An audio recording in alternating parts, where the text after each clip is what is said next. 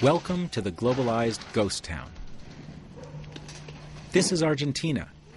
It could be anywhere. Abandoned factories, cracked cement, rusting machines. But in the rubble, something's growing.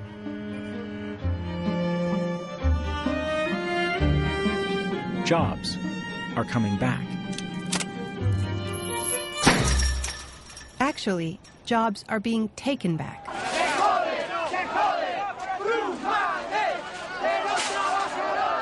The new slogan?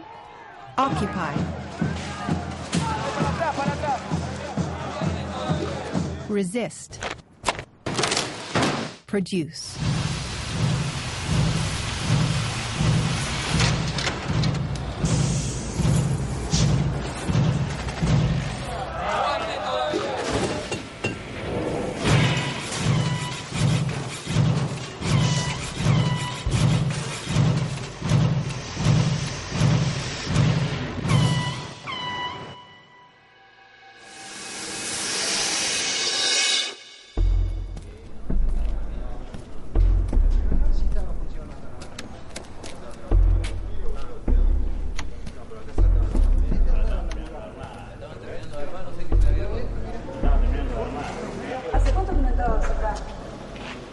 Yo 2, 3 años. A mí me echaron antes que cierre. Pude recuperar mi mate.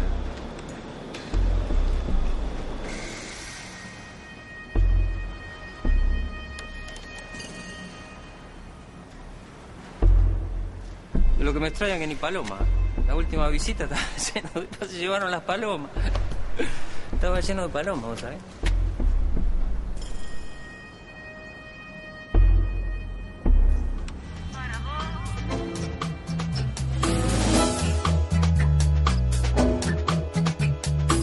Argentina. Buenos Aires.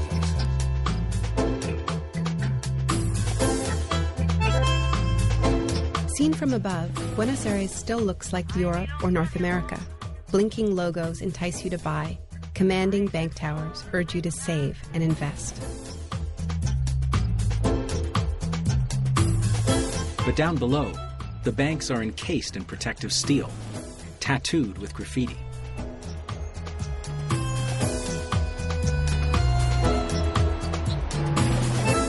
The scavengers wear frayed designer clothing. Their children, who used to eat American fast food, now sort through its garbage. This is not just another poor country, but a rich country made poor. Buenos Aires.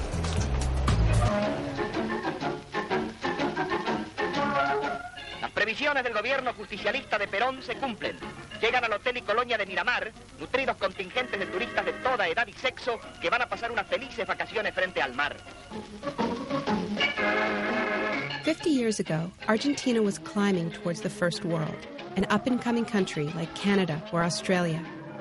Juan Perón, the military man who ruled Argentina in the golden years, built the country on the model used in Europe and North America, huge public works and a made-in-Argentina factory economy. The result was the most prosperous middle class in Latin America. Fast forward to the 1990s and the reign of President Carlos Menem. He also transformed Argentina, but this time according to the rulebook of the International Monetary Fund. Menem imposed every business-friendly policy in it, all at one time. Downsizing, corporate handouts, and selling off every public asset he could find. In Argentina, they just called it El Modelo, the model, and Washington approved. Argentina is truly in a way to enter the new century in a very, very solid basis.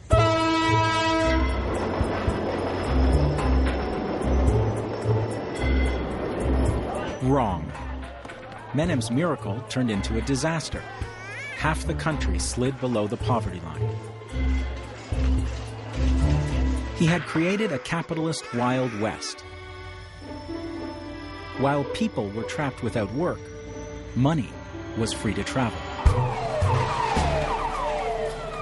And when Argentina's currency started to drop, that's exactly what happened. Multinational banks whisked $40 billion out of the country in cash in the dead of night. There were no regulations left to stop them. The government panicked and froze all bank accounts in the country.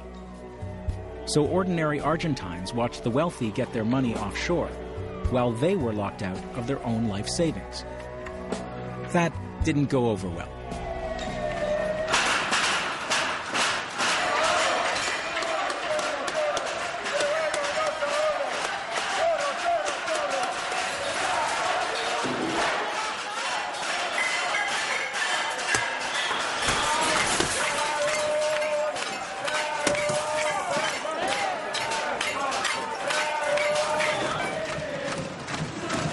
Soon, millions were pouring into the streets, chanting, "Que se vayan todos."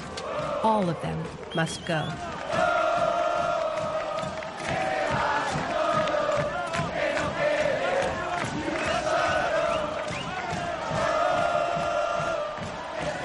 And they very nearly got their wish. Argentina went through 5 presidents in only 3 weeks. And in the very same month that Enron declared bankruptcy, so did Argentina, the largest sovereign debt default in world history. A country refusing to pay its debt.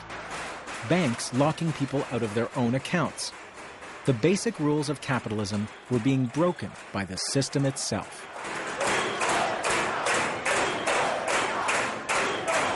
So the target of Argentina's uprising was not a particular politician or policy.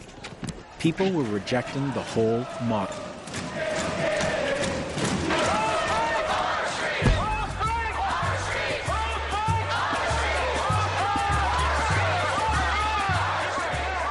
Which is exactly what's been happening around the world, from Seattle to South Africa.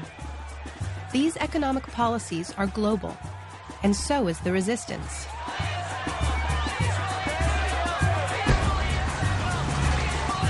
As a couple of activist journalists, we've been shuttling between the riot cops and the TV lights, breathing tear gas by day and hot air by night.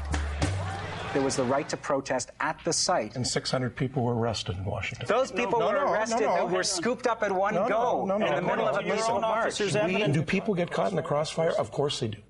My guest today is a leading figure in the anti-globalization movement. Apart from protests, what's she got to offer? I think these economic policies have been disastrous, and I challenge you to give me an example of a country that has followed them. But you're not giving us any alternatives. For every evil that you cite, there are good things. No, but you asked me about alternatives, and I think that the alternative is to allow people... And you just cite me another evil. Yeah. He never did let me finish a sentence, but he had a good point. There's only so much protesting can accomplish. At a certain point, you have to talk about what you're fighting for. So we decided to shut up for a while. Our opponents wanted alternatives, so did we. We heard rumors of a new kind of economy emerging in Argentina. With hundreds of factories closing, waves of workers were locking themselves inside and running their workplaces on their own, with no bosses. Where we come from, a closed factory is just an inevitable effect of the model, the end of the story. In Argentina today, it's just the beginning.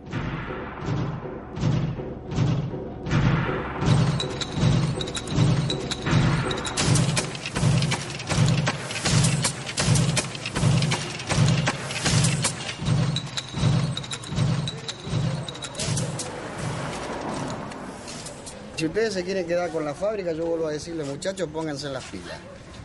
Y si acá hay casi 3.200.000 en acreencias laborales, muchachos, presionemos con eso.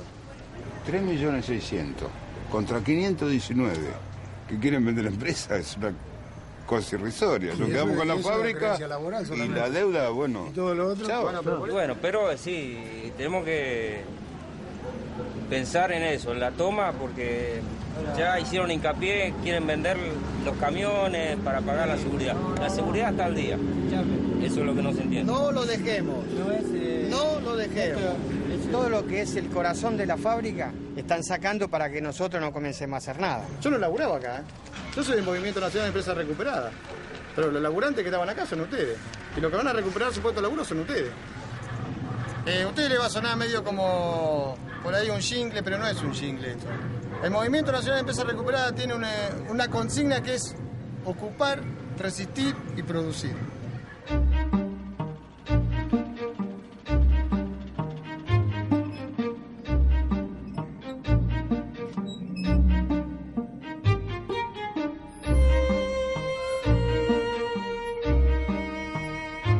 Bueno, yo trabajé durante 15 años en esta empresa. Mi sector era matricería, soy tornero matricero. Mi sueldo mensual era de $1.200.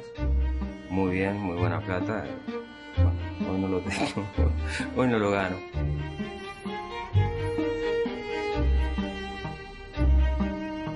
It's been 3 years since Freddy Espinosa and his co-workers watched the closing of this auto parts factory called Forja San Martin. Today, the plant is full of ghosts. The workers and their families are haunted.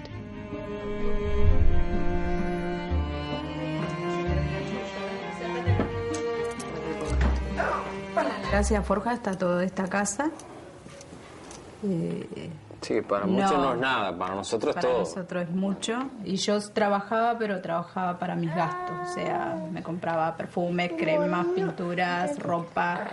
El sueldo había de él tarjetas de crédito. Había tarjeta de crédito. Mercado. Y ya te digo, sí, era todo. O sea, trabajábamos los dos, pero lo que se ganaba se lo disfrutaba. Ahora yo creo que desde el año pasado que no la llevamos a ningún lado. Hace rato que no McDonald's ya no se acuerdan ni cómo es la cajita. Hasta hace poco no teníamos sobresalto, pero ahora sí, ya a partir de ahora. Y lo que yo gano no llega a cubrir todo. O cubre la comida o cubre las deudas. Si cubre las deudas, no comen las chicas. Si comen las chicas, no pago las deudas. Prefiero no pagar las deudas. Y se van acumulando.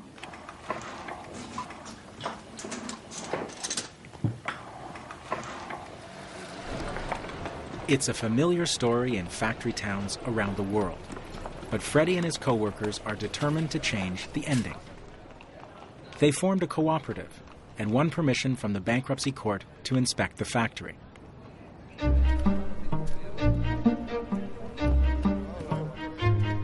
They're looking for evidence that the former owners have been secretly selling off the contents. If it's true, they have a case for taking over the plant and running it themselves. Es una cosa grande, hermano.